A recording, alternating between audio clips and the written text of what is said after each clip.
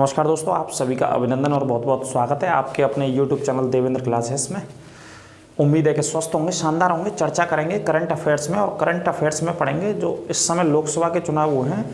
लोकसभा के चुनावों को लेकर के जो पूरा विश्लेषण है, तो लोकसभा के चुनावों में कितने चरणों में चुनाव हुआ है, लोकसभा के अंदर भारत में कौन सी लोकसभा का चुनाव हुआ है, कौन से सांसद सबसे युवा सांसद बने हैं, और कौन कौन से चरणों में सबसे ज़्यादा मतदान हुआ है भारत के भीतर।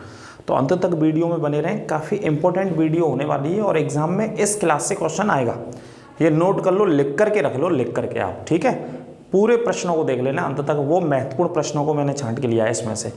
तो अंत तक बने रहें और क्लास को शेयर करें अपने दोस्तों और मित्रों के साथ, ठीक है। और स्टेटस भी लगा दिया करें अपने फेसबुक, व्हाट्सएप, इंस्टाग्राम स्टोरी, जो भी आप सोशल मीडिया प्लेटफॉर्म इस्तेमाल करते हैं, तो कृपया करके अपने स्टोरी जरूर बनाएं क्लास का लिंक लेकर के, ठीक है। तो अंत तक वीडियो में बने रहें और देखते हैं करंट अफेयर्स की इस क्लास को जो लोकसभा चुनावों के विषय में है, ठीक है। तो देखिए पहला प्रश्न, हेडिंग तो डाल लेंगे आप। पहला प्रश्न है 17वीं लोकसभा का कार्यकाल 5 जून 2024 को राष्ट्रपति के द्वारा भंग कर दिया गया। कब भंग कर दिया गया जी? वैसे संविधान का भी प्रश्न है, मैं आपको बता दूं। 5 जून 2024 को भंग कर दिया गया। कैबिनेट की सिफारिश पर या प्रधानमंत्री की सिफारिश पर लोकसभा को कौन भंग करता है? राष्ट्रपति। ये भी नोट कर लेना है ना। लोकसभा को जो भंग करने का अधिकार है वो किसका है भैया? राष्ट्रपति का अधिकार है भंग करने का। लेकिन किसकी सलाह पर? पीएम की सलाह पर, प्रधानमंत्री की सलाह पर। कौन सी लोकसभा को भंग किया गया? 17वीं लोकसभा को भंग किया। कब किया गया भंग? 5 जून को भंग किया गया, ठीक है। 5 जून। और 5 जून को क्या मनाते हैं? विश्व पर्यावरण दिवस भी मनाते हैं, ये भी नोट कर लेना। 5 जून को विश्व पर्यावरण दिवस भी मनाते हैं, ठीक है। अगला पॉइंट, 18वीं लोकसभा में कितनी महिलाएं? तो महिलाएं कितनी चुन करके आई हैं? 73 महिला चुन करके आई हैं 18वीं लोकसभा में। ये डाटा बेटा और क्लासों में नहीं मिलेगा, यही मिलेगा। कितनी महिलाएं? 73। ये लिख लेना, इतनी महिलाएं सांसद बनी हैं भारत में। इतनी महिलाएं सांसद चुन करके आई हैं भारत में, 73 महिलाएं 18वीं लोकसभा में, ठीक है।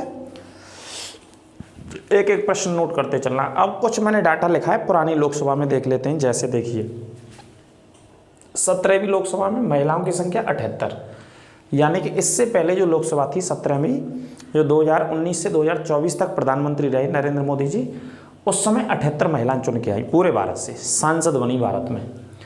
16वीं लोकसभा 2014 में बात करें तो 64 महिला, उससे पहले 15वीं लोकसभा 14 से 19, मतलब पीछे रिवर्स में जाएंगे तो 52 महिला थी।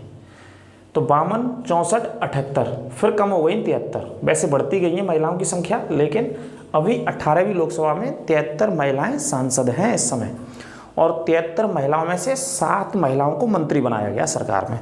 ये भी नोट कर लेना, कितनी महिलाओं को मंत्री पद दिया गया है? 7। ये नोट कर लेना, 7 महिलाओं को क्या बनाया गया? मंत्री बनाया गया भारत सरकार में, ठीक है। ये नोट कर लेना 7। अगले पॉइंट की बात करेंगे। 2024 में सबसे युवा सांसद कौन चुने गए हैं? तो सबसे युवा सांसद है पुष्पेंद्र सरोज। सबसे ज़्यादा युवा सांसद पूरे ओवरऑल लोकसभा के चुनावों में देखेंगे तो कौशाम्बी सीट से चुने गए हैं ये सांसद। कौशाम्बी इलाहाबाद के पास है। कौशाम्बी कहाँ है? इलाहाबाद के पास, ठीक है। इलाहाबाद के पास स्थित है कौशाम्बी, यहाँ से चुने गए। 25 साल 3 महीना 3 दिन की इनकी उम्र रही। 25 साल 3 महीना 3 दिन पुष्पेंद्र सरोज सबसे युवा सांसद लोकसभा में पहुंचने वाले कौशाम्बी सीट से, और समाजवादी पार्टी से ये जीते हैं। कौन सी पार्टी से जीते हैं? समाजवादी पार्टी, जो कि नेतृत्व करता है इस समय अखिलेश यादव उस पार्टी के, ठीक है। अगला पॉइंट है यहाँ पे, लोकसभा चुनाव 19 अप्रैल, पहले चरण का जो मतदान हुआ वो कब हुआ? 19 अप्रैल को। 19 अप्रैल से 1 जून 2024 तक 7 चरणों में संपन्न हुआ। कितने चरणों में संपन्न हुआ लोकसभा चुनाव? 7 चरणों में। पहला चरण कब हुआ? 19 तारीख को, 19 अप्रैल, और 7वां 1 जून को, है ना। ये नोट कर लेना, नोट करते चलो, महत्वपूर्ण क्लास है ये। वो डाटा लिया है मैंने जो एग्जाम में आना है, ये नोट करके लिख लो, मैंने पहले ही बता दिया है। जितनी भी आप मेरे द्वारा क्लासेस देखेंगे वहाँ से क्वेश्चन आपके आने हैं, आप कोई भी एग्जाम दे लीजिएगा, ठीक है। क्लास को शेयर करते रहिए। अब कहते हैं चुनावों की घोषणा कब हुई थी? 18वीं लोकसभा के जो चुनाव हुए हैं उनकी घोषणा कब हुई थी? तो 18वीं लोकसभा के चुनावों की घोषणा हुई थी 16 मार्च 2024 को। 16 मार्च 2024, ये डेट भी अपने आप में महत्वपूर्ण है कि घोषणा कब हुई थी चुनावों की, तो 16 मार्च को घोषणा हुई थी, ठीक है। और चुनाव कराता कौन है, ये तो आप जानते ही हैं, चुनाव कौन कराता है, चुनाव आयोग। चुनाव आयोग चुनाव कराता है भारत में, ठीक है। आगे बात करते हैं निर्विरोध चुनाव। इन चुनावों में निर्विरोध चुनाव हो गया एक सीट पे, और वो कौन सी सीट पे, सूरत। निर्विरोध रूप से मुकेश दलाल, ये सूरत के सांसद जी हैं, ये सूरत के सांसद जो निर्विरोध चुने गए बीजेपी पार्टी से, कौन सी पार्टी से, भारतीय जनता पार्टी से जीते मुकेश दलाल, निर्विरोध चुन लिए गए जीत, ठीक है, नोट कर लेना। अगला पॉइंट है सबसे ज़्यादा वोटों से जीतने वाले प्रत्याशी कौन रहे, शंकर लालवानी। ये बीजेपी के नेता हैं, इंदौर से जीते हैं ये सबसे ज़्यादा वोटों से, 11,72,000 वोटों से जीते हैं, ये रिकॉर्ड बना दिया इन्होंने इंडिया में, पूरे भारत में इन्होंने रिकॉर्ड बना दिया। सबसे ज़्यादा वोटों से 11,72,000 वोटों से शंकर लालवानी जीते हैं 18वीं लोकसभा के चुनावों में, मध्य प्रदेश के इंदौर शहर से, जो कि लगातार पहले नंबर पे आता रहा है पिछले 4 से 5 साल से स्वच्छ भारत अभियान की रेड लिस्ट में, ठीक है। पहला स्थान प्राप्त किया है इंदौर ने। इंदौर के पास क्या स्थित है, मऊ स्थित है, यहाँ से निकलती है चंबल नदी, जनपावा की पहाड़ियों से इंदौर के पास से निकलती है, ठीक है, चंबल नदी भी लिख लीजिएगा। तो शंकर लालवानी जीते हैं इंदौर से और सबसे ज़्यादा वोटों से जीते हैं। अगले हैं रकीबुल हुसैन, ये दूसरे नंबर पर सबसे ज़्यादा वोटों से जीते हैं। असम में एक जिला पड़ता है, एक सीट का नाम है धुबरी, ये असम में है, कौन से राज्य में, असम में। कांग्रेस से जीते हैं ये, कांग्रेस पार्टी से 10,12,000 वोटों से, 10,12,000 वोटों से जीते हैं।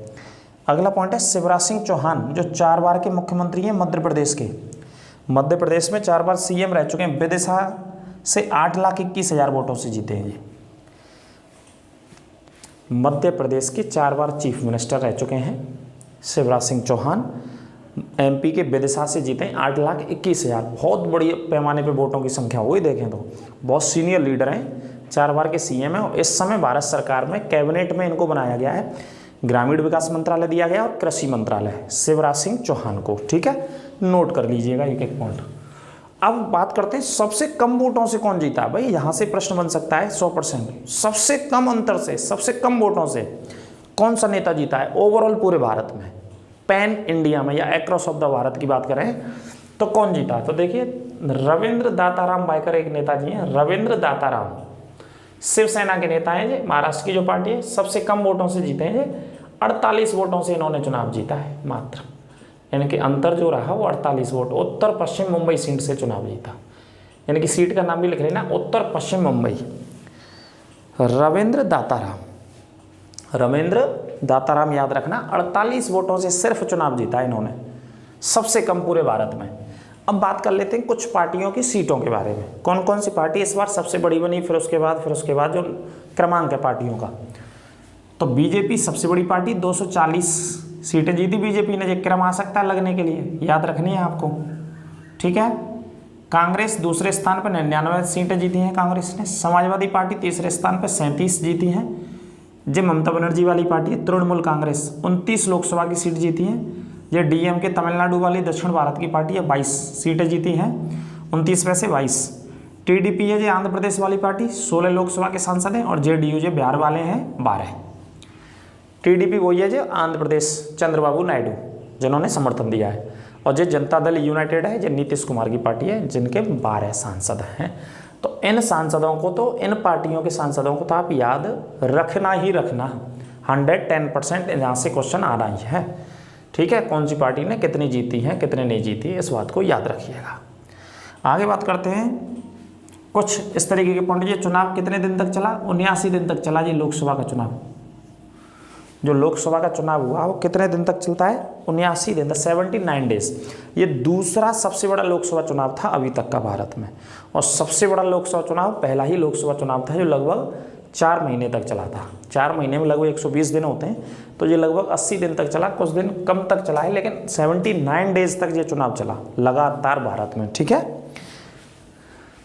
10.5 लाख मतदान केंद्र बनाए गए थे इसमें, 10.5 लाख मतदान केंद्र। 55 लाख ईवीएम का इस्तेमाल किया गया इस चुनाव में, 55 लाख इलेक्ट्रॉनिक वोटिंग मशीन का इस्तेमाल हुआ। 1950 शिकायत नंबर जारी किया था चुनाव आयोग ने, 1950 ये कंप्लेंट नंबर था, इसको भी याद रखेंगे। और 96 करोड़ 88 लाख वोटर इस वाले लोकसभा चुनाव में शामिल हुए थे। ये तो नहीं कह सकते हैं, लेकिन जब चुनाव आयोग का एक फिगर आया था, एक डाटा आया था, तो चुनाव आयोग ने बताया था कि इस बार जो हमारे पास डाटा आया है पूरा, कितने वोटर्स बढ़े हैं, कितने उनके बाद निधन हो गया है, सारे आंकड़ों को देखेंगे तो चुनाव आयोग ने बताया कि 96 करोड़ 88 लाख वोटर हैं जो 18वीं लोकसभा में मत डालेंगे। लेकिन आपको पता है सभी लोग वोट देने नहीं जाते हैं, बहुत सारे, है ना, जैसे गांव की बात हो, शहर की बात हो या कहीं की बात हो, बहुत सारे लोग इंटरेस्ट नहीं लेते हैं। तो बहुत कम लोगों का मतलब लगभग 62 या 64 करोड़ लोगों के आसपास लोगों ने मतदान किया इस बार के लोकसभा के चुनावों में। पूरे लोगों ने मतदान नहीं दिया, ये टोटल लोग थे जो वोटर्स थे इंडिया में। ठीक है, ये नोट कर लेना, कोई दिक्कत हो तो पूछ लीजिएगा। अब बात करते हैं पहला चरण। पहला चरण कब होता है? 19 अप्रैल को। जो रटने जो याद रखने, पहला चुनाव 19 अप्रैल को होता है 2024 में और 102 सीटों पर होता है। ये सबसे ज़्यादा सीटों पर चुनाव था, नोट कर लेना। सबसे ज़्यादा लोकसभा की सीटों पर जो चुनाव हुआ वो कौन से चरण में हुआ? वो पहले ही चरण में हुआ। सबसे ज़्यादा लोकसभा की सीट, टोटल लोकसभा कितनी सीटों पर चुनाव हुआ है? 543 सीटों पर होना था, लेकिन एक सीट निर्विरोध हो गई यहाँ पे, है ना। कौन सी? सूरत वाली, मैंने अभी बताया। सूरत के जो सांसद थे वो निर्विरोध चुन लिए गए, तो एक सीट तो कम हो गई। तो कितनी सीटों पर चुनाव हुआ? 542 सीटों पर। 542 सीटों पर चुनाव हुआ था। उनमें से 19 अप्रैल को 102 सीटों पर चुनाव हुआ। 102 सीटों पर जो चुनाव हुआ, इसका फाइनल जब वोटिंग परसेंटेज आया तो 66.14% यहाँ पे वोटिंग हुई। ये वोटिंग परसेंटेज है। कितनी वोटिंग परसेंटेज होती है? 66.14% वोटिंग परसेंटेज। दूसरा चरण 26 अप्रैल को 89 सीटों पर हुआ, 66.71% वोटिंग होती है। ठीक है। तीसरा चरण 7 मई को हुआ था, तीसरा चरण, जिसमें कितनी सीटों पर वोटिंग होती है? 94। लोकसभा की 94 सीटों पर वोटिंग होती है और मतदान होता है 65.68% मतदान होता है। चौथे चरण में 13 मई को वोटिंग होती है और इसमें 96 लोकसभा की सीटों पर वोटिंग हुई थी। कितनी? 96 लोकसभा की सीटों पर वोटिंग हुई थी और मतदान होता है 69.16%। पांचवें चरण की, और ये सबसे ज़्यादा मतदान इसी चरण में हुआ, ये भी नोट कर लेना। सबसे ज़्यादा वोटिंग परसेंटेज जो पूरे 7 चरण हुए हैं लोकसभा के, उनमें सबसे ज़्यादा मतदान चौथे चरण में हुआ है भाई साहब, नोट कर लेना। 13 मई को हुआ था चौथा चरण, डेट भी लिखनी है।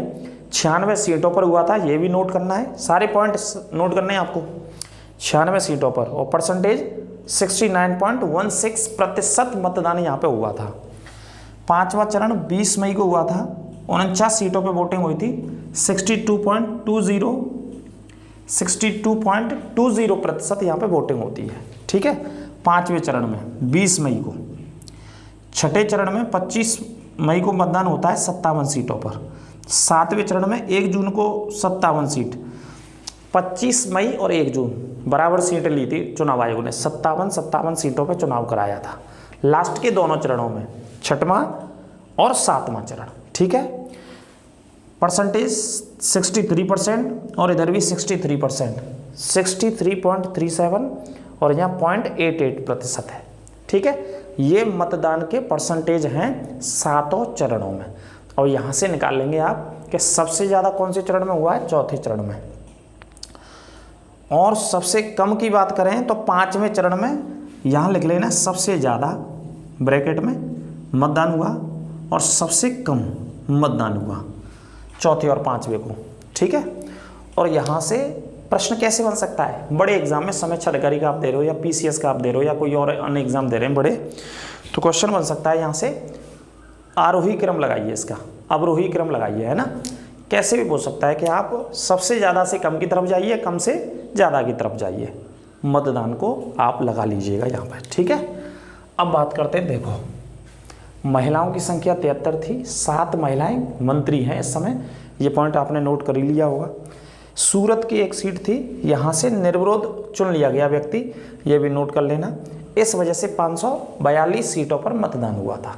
वैसे लोकसभा में अधिकतम सीटों की संख्या जो रहती है वो 552 लोकसभा के भीतर, लेकिन 2 जो सदस्य थे वो एंग्लो इंडियन थे, उनको हटा दिया गया 104वां संविधान संशोधन के द्वारा पिछली साल 2022 में। फिर कितनी रह गई 550, और 550 अधिकतम जा सकते हैं, लेकिन वर्तमान में कितने सदस्य हैं 543 सीटों पर पूरे देश में इलेक्शन हुआ। एक सीट पर नहीं हुआ, सूरत वाली पे पहली चुन लिया गया, तो 542 सीटों पर मतदान हुआ था। ठीक है, तो ये क्लास कैसी लगी आप कमेंट करके अवश्य बताएं।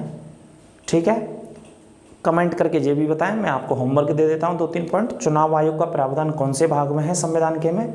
चुनाव आयोग का प्रावधान संविधान के कौन से आर्टिकल से कौन से आर्टिकल तक है? चुनाव आयोग में इस समय कितने सदस्य रहते हैं वर्तमान में?